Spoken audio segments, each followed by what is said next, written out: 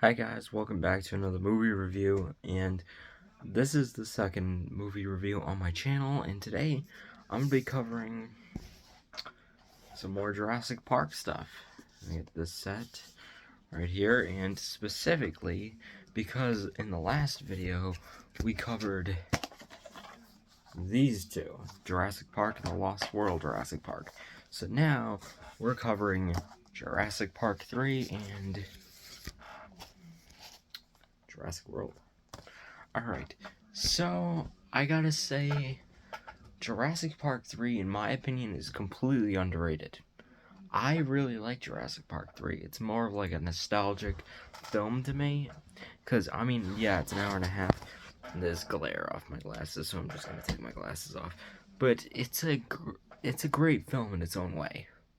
I mean, it's the shortest film in the franchise, but after all, I mean, this one is 2 hours and 26 minutes, and there's an extended cut that's 2 hours and 40, so...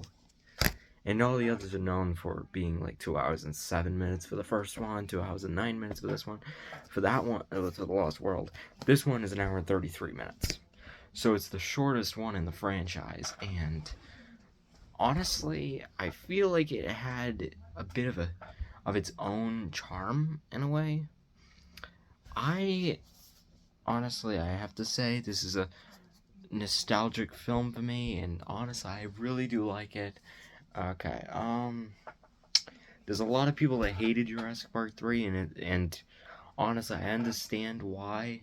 I even saw a video a while back where somebody compared it to the movie Kong Skull Island from 2017, which was the second film in the MonsterVerse universe after Godzilla, and right before Godzilla King of the Monsters was Kong Skull Island, and then after King of the Monsters was Godzilla vs. Kong, which of course was a massive success.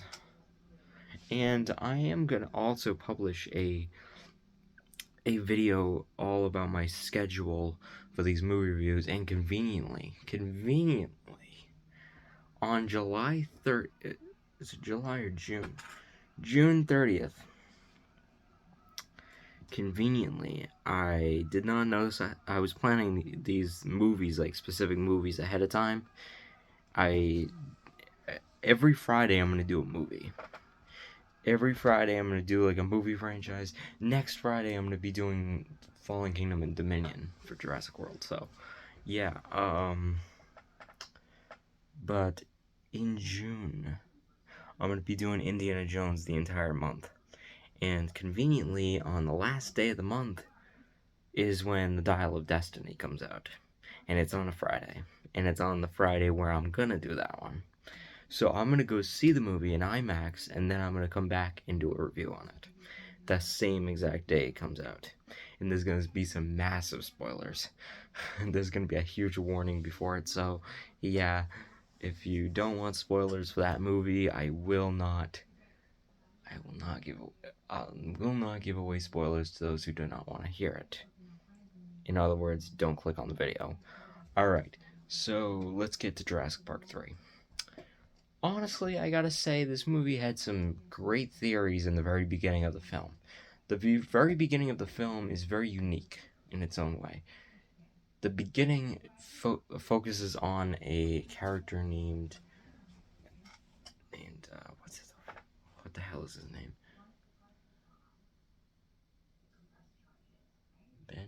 Ben? Yeah, Ben. Okay, I don't remember his last name. All I know is it's Ben. Ben Hildebrand, that's what it is. Ben Hildebrand and Eric Kirby.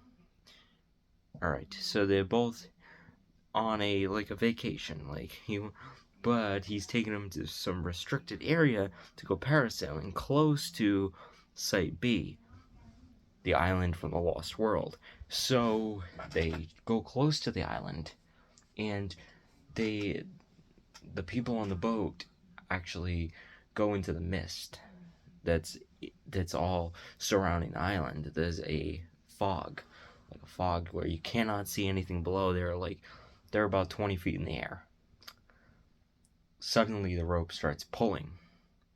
They don't know what it is. They hear the boat is just bumping up and down with the waves, but something else is bumping it up and down rapidly in a way. So then it's revealed when they come out of the fog that there's nobody on the ship. Nobody on the ship. Nobody on the boat. And there's blood everywhere, and the whole boat's pretty much destroyed. And they're about to hit the rocks. Alright, before I continue, I'm just going to say it outright that I know what the answer is. And almost every Jurassic Park fan knows this one, that the most convenient dinosaur that's logically the dinosaur that went in and killed everyone was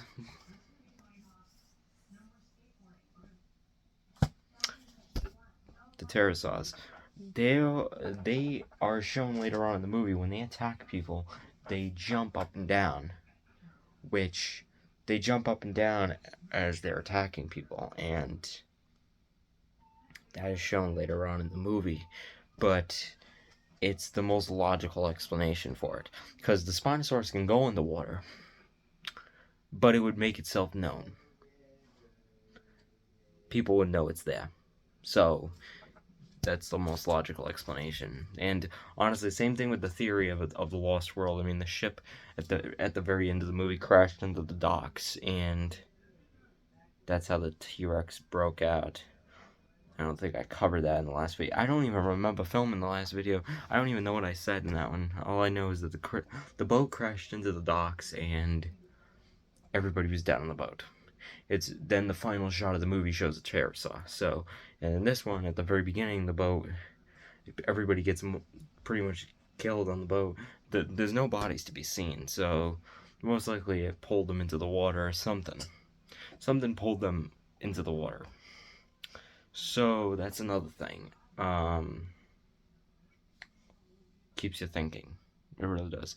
But yeah, then when Ben and Eric, they notice the boat going into the rocks, they decide to unbuckle the line between them with the parasail and the boat.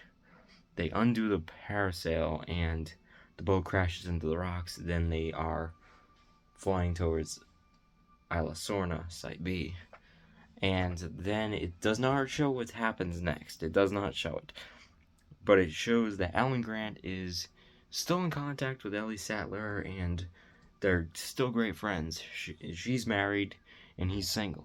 So it's revealed because he seems like he's a lonely person, because he's always asking her questions, and he's always that one kind of person. You can tell from the way he acts. So, and they also reveal it in Jurassic World Dominion that he's always loved her in a way, and she's always been, I guess you could say, taken. So, yeah, in this one though, he starts talking to her over dinner with her husband as well. Her husband leaves the room for a minute, and they start talking about raptor noises on on all the sounds that they made and everything. She doesn't want to remember anything about it, and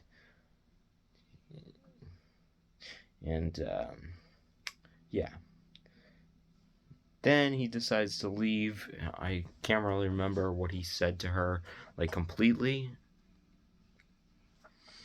Even though I've seen the movie a million times, I still don't remember anything about that, whatever he said to her. All I know is that then he's leaving, and she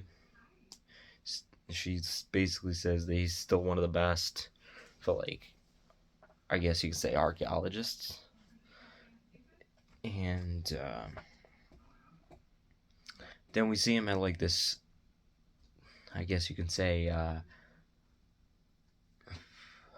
speech seminar thing, where he's given his speech on raptors, and he's also basically given his speech on what happened at Jurassic Park, apparently. But he doesn't want to talk about it though. He's just talking about dinosaurs, and then he asks if anybody has a question, and if anybody does not have a question that relates to Jurassic Park or the incident from the last one in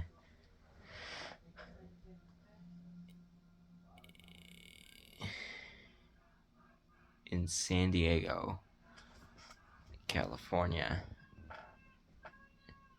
So yeah, he basically, like, he didn't want any questions that relate to that because he doesn't want to talk about it, and he wasn't even there at San Diego when that whole thing happened. So yeah, he doesn't want anything to do with dinosaurs harming people, pretty much, I guess, which is pretty understandable. He doesn't want to talk about that.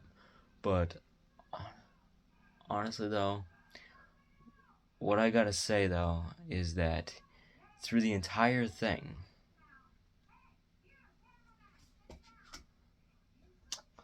the TV is really distracting. Otherwise, he basically, in my opinion, that part wasn't even, he the only important part is that he says that he'll never go to the island. So yeah, I'm just gonna skip right to that, and then it shows he goes to New Mexico, if I'm not mistaken, or North Dakota. It's either one of them. New Mexico or North Dakota. It's North Dakota. He goes to North Dakota, if I'm not mistaken, and he meets up with Billy Brennan, which is played by Alessandro Nivola, who's actually been in a couple movies recently. He was in Many Saints of Newark, which was the Sopranos prequel. I have that one on my shelf all day. Started in theaters. He was also in the failed Amsterdam movie, which I haven't even gotten to yet. I noticed his name in the cast though, so I might get to that one at some point. But honestly, that seems like a movie that I'm gonna stick away from for a while because it seems like a movie that's really boring. It's I tried watching like the first 20 minutes, but honestly that one's really boring. That was one of the movies I turned off. Whenever I watched a movie, that movie I turned off. I just I That movie, Mission Impossible 2, was another movie I turned off when I was watching it because I just got disappointed when I watched Mission Impossible 2. And speaking of another sequel that I saw, The Godfather Part 3 is a movie that I turned off. It was one of the first movies I've ever turned off in my life. I've never turned off a movie in my life, and that one movie, man, that one freaking movie, Godfather Part 3, sucks. Sofia Coppola is good at making movies. She's not good in starring on them. She sucks at acting. She really does. She ruins Godfather 3. She really does. That movie sucks. But otherwise, I'm talking about all this other stuff. We're talking about Jurassic Park 3, yeah. Alright, so he meets up with Billy Brennan. Billy Brennan shows him this, apparently he's sculpted an entire raptor endoskeleton, and he got what makes the sounds. Which honestly, I feel like that part was a little bit of bullshit. Honestly, for this movie, that was one of the only things that I thought was really stupid from Jurassic Park 3, was the resonating chamber thing. I mean, I love all the movies and everything, but honestly, that one part seemed like it was something that a lot of people would complain about. I just had that feeling, like, from first watching this movie, I felt like that was a problem, was the whole thing. Honestly, it would have been much cooler if they killed off one of the characters. Well, killed off one of the most important characters, like one of the family members. Could have been William H. Macy or whoever, I don't know. But otherwise, honestly though, I gotta say,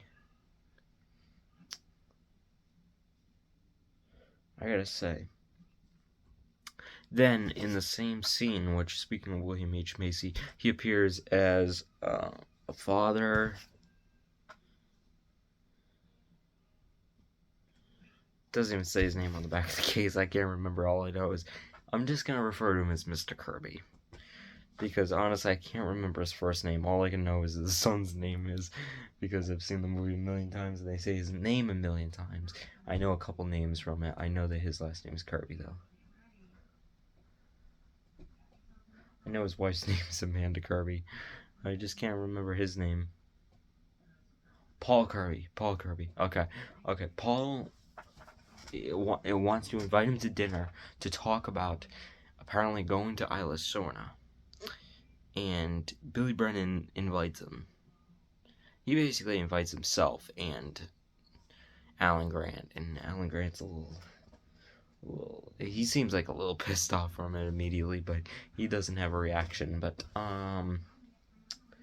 though in that one scene they go to the dinner, right, with Paul and Amanda. Paul and Amanda reveal that apparently they can fly really low. They can fly really low, so low that they will not detect them, I guess. So what happens is that apparently they have specific soldiers that have experience in this sort of field that apparently they tag along. I know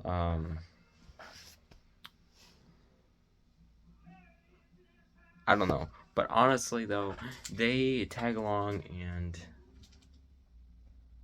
I know one of them's Cooper. He's the first one to die. Otherwise, they Alan Grant goes with them. As soon as they get there, they notice all the dinosaurs, and then Alan Grant warns them about landing because they want to land, and they land, and at the same time, Cooper knocks out Alan, and then Alan wakes up and he hears them with a megaphone calling for two people, Ben and Eric. So what happens?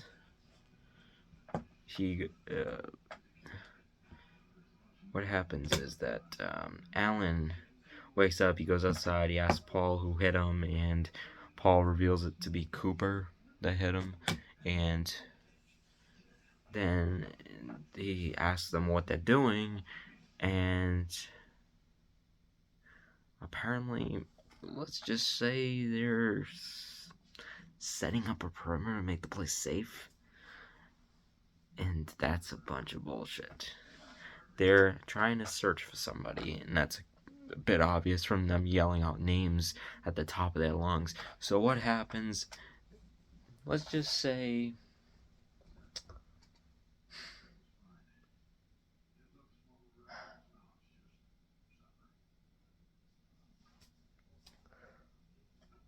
they hear Spinosaurus. Alright, they get on the plane. They're right about to leave. Cooper runs out with his arm nearly ripped off, and they nearly hit him, but then the Spinosaurus gets Cooper, and they hit the spine of the Spinosaurus and go flying into the trees. What happens next? They notice that they're not alone because Amanda spots the Spinosaurus first, and then the plane gets ripped in half. All I know is that I don't know his name, but I'm just gonna refer to him as the African American guy, I guess, because I don't know his name. I'm not just gonna say black guy because it's kind of, you know what I mean? I'm just gonna refer to him as the African American guy. So he's the next one to go. He has the satellite phone in his pocket, and the Spinosaurus gets him next, and the plane is knocked down. They run out of the plane eventually, and they avoid the Spinosaurus. They go a little bit further.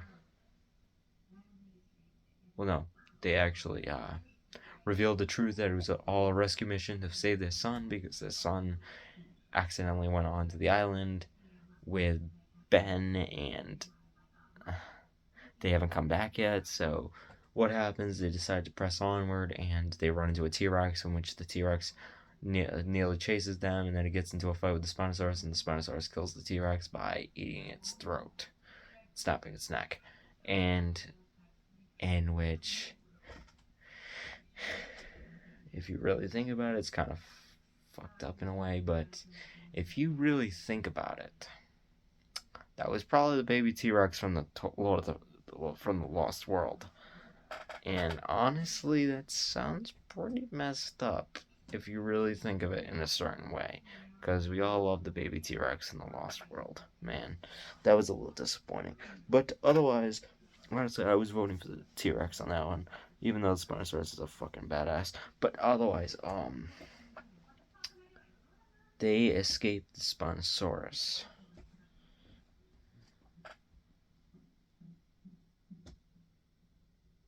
Oh no, they revealed the truth after that. And then they decided to press onward, and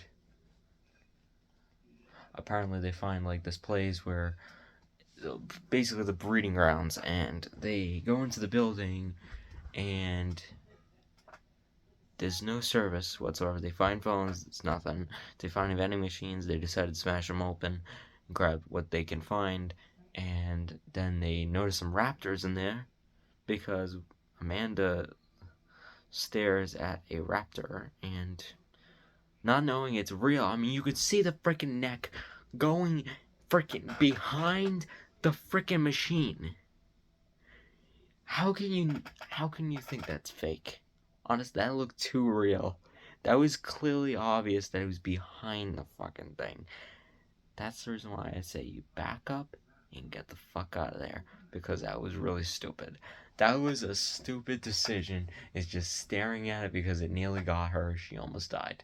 So then there's like this whole thing where they trap the thing in the cage, but the door is, it's like all metal room where like there's metal cages like doors and walls and stuff like that, and they attach the door to the wall, trapping the raptor in a corner, and the raptor obviously gets out because it can climb. There's more like that apparently in these movies. So then it calls the other raptors. There's a stampede. They hide in the trees, and one of the guys named Udesky, played by Michael Jeter, who died a couple years after this movie came out. His last movie being The Polar Express. I know that because they actually had a memorial for him at the very end, and I've seen the movie a million times. So Udesky gets killed next. He gets his neck snapped. His neck's crushed. Well, his back crushed. His neck snapped, and his face pretty much ripped off. But yeah, he's dead, and then Alan Grant's hiding in the tall grass, hiding from the raptors. He sees them communicating, and what happens? He tries to climb the trees, but then he notices the raptors. The raptors notice him. They corner him, and Eric Kirby comes to the rescue by using gas bombs. He uses the last of them, and he hides in a gas truck that's apparently there. And the humorous part comes in when they start ranting about Ian Malcolm's book, and they just start raving about Alan Grant's book on how better it is because it doesn't involve chaos like in the first one did. But honestly, I found honestly everybody can agree with me that the whole part where apparently the urine from the dinosaur, he says it's from the T-Rex with a fin. Spinosaurus piss. Really. And nobody wants to know how he got it. Nobody's gonna reveal it. Nobody's gonna even try to. Because nobody wants to know. That wasn't relevant to the story. Yeah. Nope. Not gonna watch that. Not gonna watch a whole thing revolved around that. Alright, but next things next. They leave the gas truck, they find a boat on the shore, they travel through the woods to get to that. Then they go to this huge field where they hear the ringing from Paul's phone, satellite phone. So then they find each other, and then it's revealed that they don't have the phone, and that the satellite phone is right where apparently the African American was last. The Spinosaurus is right behind them, and of course, then freaking they get chased in a really short chase scene where they narrowly escape death. They celebrate too quickly. The Spinosaurus breaks out, and then they lock themselves into like this one area. Oh yeah, early on in the movie, they encounter Ben's body. They find a camera revealing that Erica's alive, and Billy photographs some eggs. At least he says that he did, and which is revealed in the next scene that he stole some eggs. And it was a bad idea on his part because now the raptors are going to be after them. So what do? They decide to go through the apparently down below into the underground place where it's revealed that it's not a good place because that's where the pterosaurs are. They are going into the birdcage. They go in, Eric gets grabbed, and then there's a whole part where I'm just going to reveal that Billy gets injured. He gets taken away off screen, and everybody else survives. They get to the boat. Boom. To make a long story short. Then, in the next scene, they're going down the river, and I'm not going to reveal the daytime. They're like talking about. There's some really good quotes and everything. Some really dumb quotes as well that nobody really understands. But otherwise, they get an up close vision of the all the dinosaurs. You get the Brachiosaurus and all that. Then later on in the night, they're trying to keep the boat going because apparently the boat's not fully working. And what happens? The Spinosaurus strikes, and boom. Everybody gets injured, and we lose nobody. They set the Spinosaurus on fire, and he runs away. So what happens next? They go running into the woods because they hear something near the ocean, and what happens? They encounter the raptors, in which they give back the eggs, and they leave them in peace. And then they go to the beach, in which, another thing I forgot to mention, the reason why they hear all these authorities arriving, is because Alan called Ellie using the satellite phone early on because they found the satellite phone in a big pile of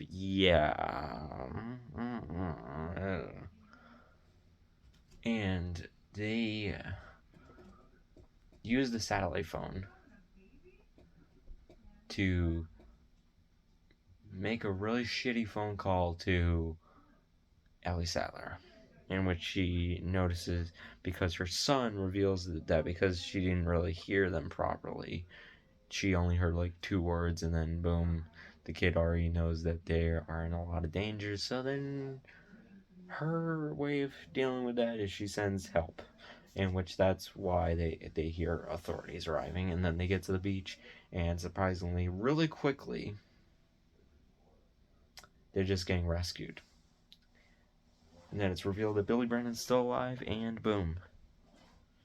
They're like, oh, let's go home, the movie's done. Alright, that was 30 minutes of me just... Wow. It takes me only 30 minutes to do 3 Jurassic Park movies. I did the same thing for the last 2. So, yeah. Jurassic Park 3 is not that big of a story. It's an hour and 33 minutes. I made it seem big, though. Give me a second, I need a drink. Alright. Let's discuss Jurassic World now. Alright, Jurassic World is a movie that I honestly have to say I kind of like Dominion better than that one, but honestly, Jurassic World is a pretty good movie. Honestly, the way that it's all set up is very well written. It's a very well written film. It's not that bad. Jurassic World, though, I gotta say, has its moments where I can easily say it's not the best, but it's not the worst. It's far from the worst, but it's very close to the best, but it's not the best. Although, I gotta say,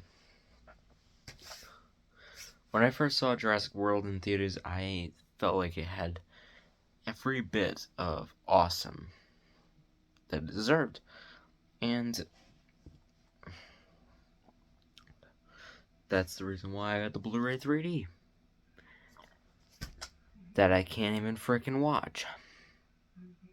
No, I originally had the DVD. It's just that I found the Blu-ray 3D a while back for a good bargain. So I picked it up, and I'm pretty sure I gave away the digital copy a long time ago because it's right here, and I'm pretty sure it's been given away. I still have it in the case though. So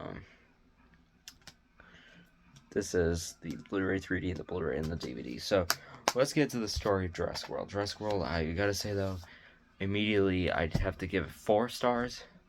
First one, 5 stars. Second one, 5 stars. Third one, 3 stars. Fourth one, 4 stars. Fifth one, 3 stars. And the last one, 4 stars. But I have to say the only ones that are capable of 5 stars in my opinion are the first two. First two excellent movies. Very well written. But Jurassic World in its own way. Okay. I love the opening shot. Honestly, when I first saw this in the theaters, I was very surprised by the opening shot of the film. Showing like the eggs actually hatching and revealing that there's a new dinosaur in town. That's pretty cool. And honestly, I really enjoy that. I really enjoy it. I feel like it's a very good way to start a movie. You get the feel that you're in for a good time. Because you are. You are in for a good time. I just gotta say though, there's just one problem. One problem is that there's no problem at all. It's a great opening scene. Alright, then apparently it reveals that these two kids, apparently Zach and Gray, are these kids of apparently the sister of the owner of Jurassic World, Claire, who is the owner. Well, she's one of the proprietors of Jurassic World. So since that's what's going on, well, she's like the manager. But otherwise, they go on like this boat and that goes to the island. And when they get there, they're all like, whoa, whoa, whoa, look at this, look at that, look at that. And they get completely distracted, and the babysitter loses track of them because they run off on her, and boom, everything's set into motion. Alright, they have these wristbands where they can go on any ride, pretty much. So then they chose this one ride that is the Gyrosphere ride, hosted by Jimmy Fallon. And honestly, I gotta say, this scene, when I saw it in theaters, I saw it in 3D in the theaters. So, yeah, that's the reason why I can't rewatch it in 3D. I gotta say though, when I saw this in 3D, it was just mind blowing. The effects, the effects. I guess you could say for years later. It's pretty breathtaking, honestly. It was like 15 years after Jurassic Park 3, and it actually has good effects. I mean, there's some really bad special effects for Jurassic Park 3, but they also use animatronics, which was so much better. I mean, it's at least it's not like Star Wars with the special editions. Oh god, don't get me started on the special editions of Star Wars. Oh my god, I hate those versions. That's the reason why I had to pick up the theatrical cut somehow. I had to spend like $100 on the theatrical versions. No lie. They're the better cut. Otherwise, Jurassic World though, they go on the rides, and the one ride that they go on is the Gyrosphere ride, where they go onto the field, they get up-close shot of all the dinosaurs. Then they notice the restricted area where apparently early on in the movie the new dinosaur named the Indominus Rex broke out and is a freaking deadly-ass creature that's half raptor and half T-Rex. That's pretty damn bad. So then, what happens next? They go into the restricted section, which they're not supposed to, and they get attacked by a damn Indominus Rex, in which it smashes up the gyrosphere, and in 3D it looked awesome. In that one scene, oh my god, I'm just having such a nostalgic moment. But honestly, that was so cool in 3D. Just that one scene back in 2015. I was the first one in the theaters when I went to go see it in the closest theater to me. I was in the movie theater 48 minutes before the movie started. That's pretty damn crazy. I honestly gotta say though, Jurassic World, it was a pretty good movie when I saw it. But then after Zack and Gray escape the gyrosphere by falling out of this friggin' thing, by undoing the seatbelts, and then they fall over out of the thing, and then the Indominus Rex throws the gyrosphere aside, losing a tooth, which they find later on, in which Claire hires Owen Grady to find the kids, in which Owen Grady is the character played by Chris Pratt, who owns the raptors there. He's trained them ever since they were young, and pretty much he's in charge. And one guy named Vic Hoskins, who apparently is another guy in charge, but he's the higher guy. He's the guy above him, but he's the dumber guy. Owen tells him because Vic Hoskins does not want them he wants them into the field. He wants to do some field training, in which Owen knows what they're capable of, and he immediately says, no, that's not going to happen. We're not letting them in the field. So, because he knows that they'll kill everybody, he immediately says no, in which Vic Hoskins makes a harsh decision later on when he takes control of everything. Which, of course, I'm getting to that part. After the kids, they escape the gyrosphere, they jump over a cliff, in which they go into the water, and then Jesus, the fucking kids, they go into the old Jurassic Park, in which they jumpstart an old Jurassic Park vehicle, in which Owen and Claire track them there, and they nearly get killed by the Indominus Rex. But then, while they're trying to get back, apparently InGen is trying to go and track down the Indominus Rex because they see it, and it leads the Indominus Rex breaks into the birdcage, the aviary that they have there, in which the freaking pterosaurs come out of the aviary, and they just destroy the freaking helicopter, and the helicopter pretty much just destroys itself. Two of the people in the helicopter get killed immediately, and the guy that owns the park, Maserani, who is played by Irfan Khan. I don't know how to say his name, but honestly, he's a great actor, though. I've seen him in Life of Pi. Life of Pi is one of my favorite movies. Honestly, I gotta say, it's a great, well-done movie. And him in this movie, though, he does a pretty damn good performance, and his death in the movie is pretty sad, because he was a lovable character right off from the very beginning, and people instantly loved him, and he's dead. But otherwise, he falls into the aviary and gets into an explosion because the helicopter hit the ground. Boom, boom. Alright. Then, since all the pterosaurs are out, the kids are heading to Jurassic World. They notice all the pterosaurs on the way, right behind them, following them to the park, in which everybody finds them, the pterosaurs take over, and a lot of people get hurt, and in which they're trying to evacuate the park. the babysitter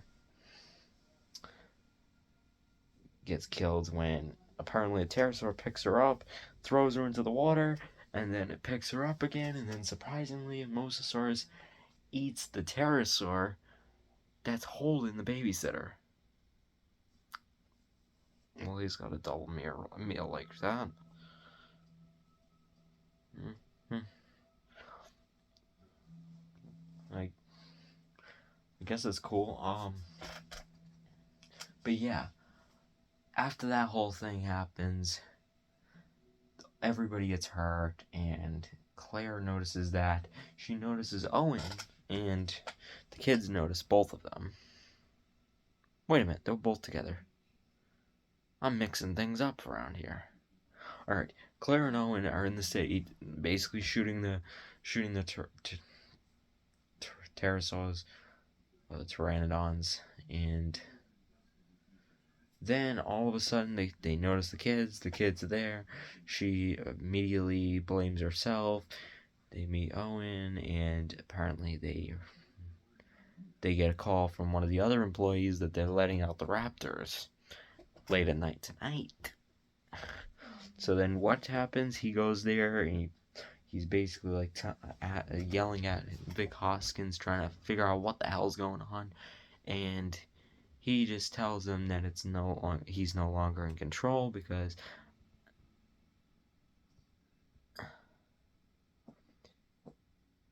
it was another team that was before that Maserati was with. This time it's InGen. InGen is in control now, so that means you're no longer making the decisions around here. So what happens? The Raptors get out, nearly kill everybody.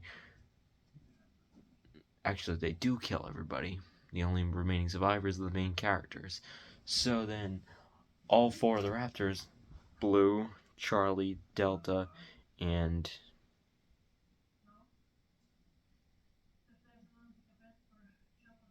Echo, all four of them are closing in on the Indominus Rex.